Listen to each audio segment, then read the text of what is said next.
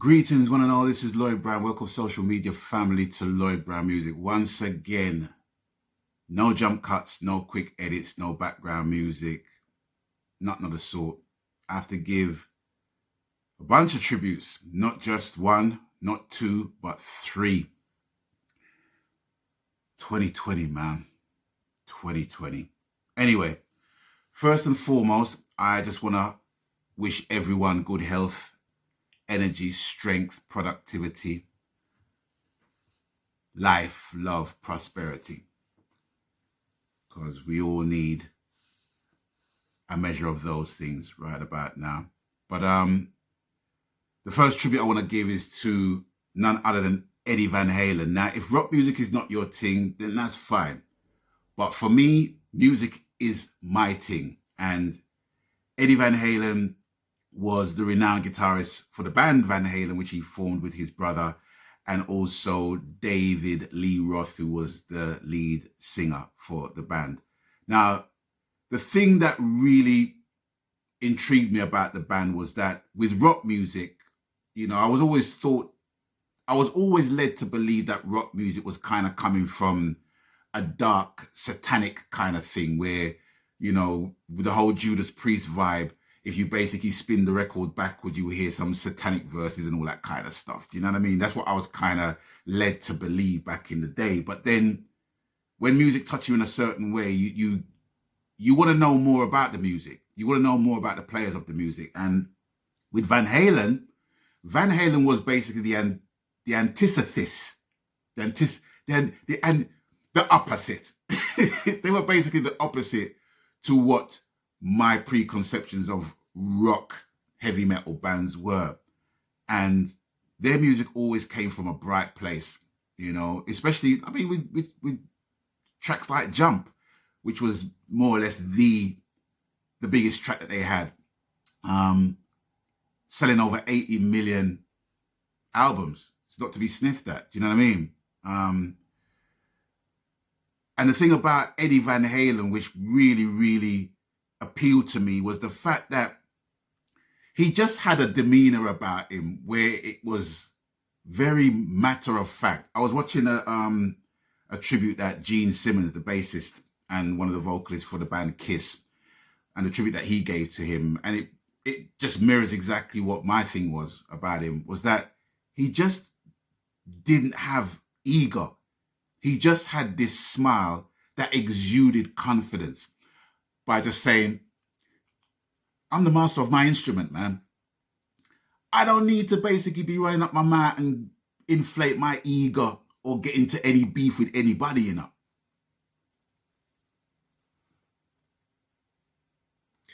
I know what I'm doing.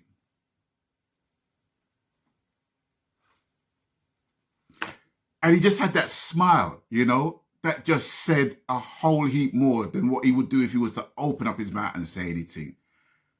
And he was the master of his instrument. You know, you can name a lot of guitarists in the alumni of legend guitar players: Hendrix, Clapton, Gilmour. There's only a select few that you can basically put in that club. And Eddie Van Halen was definitely one of them. Now, Eddie Van Halen played the lead guitar solo in Michael Jackson's Beat It. Just listen to that solo.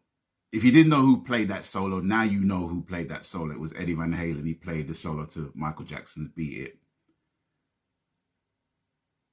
Just watching a person master his instrument and just play his instrument flawlessly is a thing to behold, and it's a thing that keeps you inspired within the art of music, much less anything else.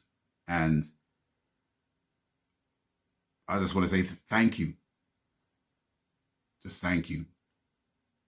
Thank you for bringing brightness to rock music. Thanks for shining a light on rock music.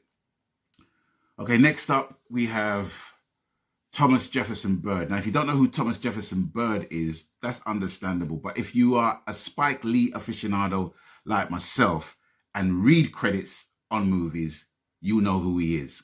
If you see his face, you definitely know who he is. Now, Thomas Jefferson Byrd was a main collaborator with Spike Lee. He acted in quite a few of Spike Lee's movies. He acted in Girl 6. He acted in Clockers.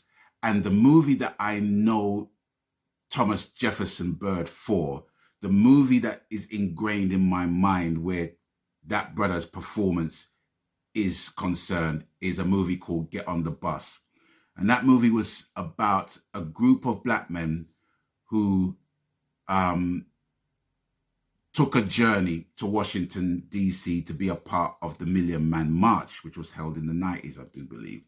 And them relaying their stories as to why they made a decision to go on the Million Man March. Now, without giving too much away, in fact, I won't give anything away. If you haven't seen the movie, I implore you to watch the movie. It's a really, really good movie to watch. And it was his role as the father of a felon whose condition of his probation was that he had to be present with his family member, which was him, his father. But the only way he could actually keep ties on him, pardon the pun, was for him to actually handcuff himself to his son so that he couldn't go nowhere. I'm only going to tell you that. But it's a great movie. It's a great movie. It's a good watch. I highly recommend that movie. Now, Thomas Jefferson Byrd was 70 years old when he died. And he was murdered. He was shot 4 times. 70 years old. I don't know what to say in relation to that. But Thomas was a classically trained actor. And he made his debut in the play Ma Rainey's Black Bottom, which coincidentally Chadwick Boseman acted in his last movie. Let me rewind. That was Chadwick Boseman's last movie that he acted in, which was the film version of Ma Rainey's Black Bottom.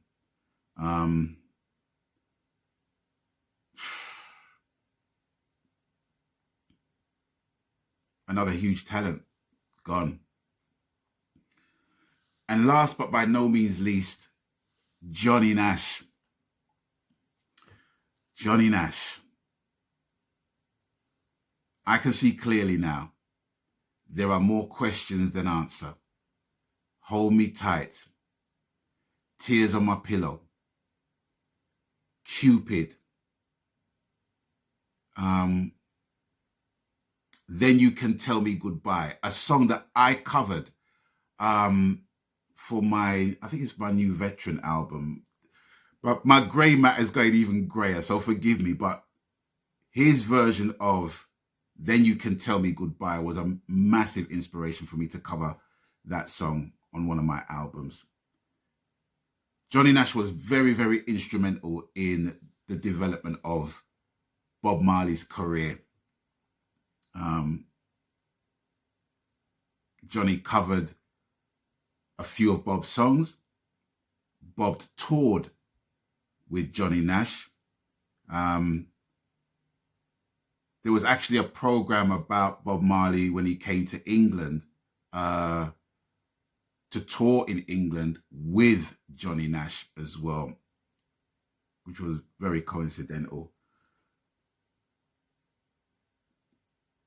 But yeah, he's gone as well.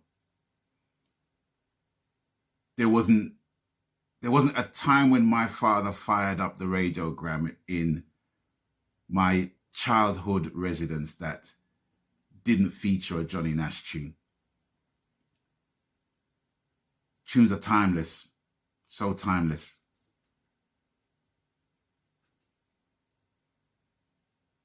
It's messed up, man. He was 80 years old. 2020. What a year. Anyway, all I can say right about now is I wish to send out my deepest condolences to all the families, the Van Halen family, the Byrd family, the Nash family, coupled with my heartfelt thanks for their legacy of work, their combined bodies of work that has inspired, affected, and affected myself and so many other people across the world. And I just want to give my thanks to you all for that. Anyway, I've got another project to finish, and I do promise you I will let you know in future videos what is going on, but I have to deal with my projects right about now. It's the one thing that's keeping me sane, you know what I'm saying? So with that, I'm out of here. You don't know the coup. People, please abstain from foolishness, even your own. And until we link up next time, people stay blessed. I'm out of here. Maganski. Laters.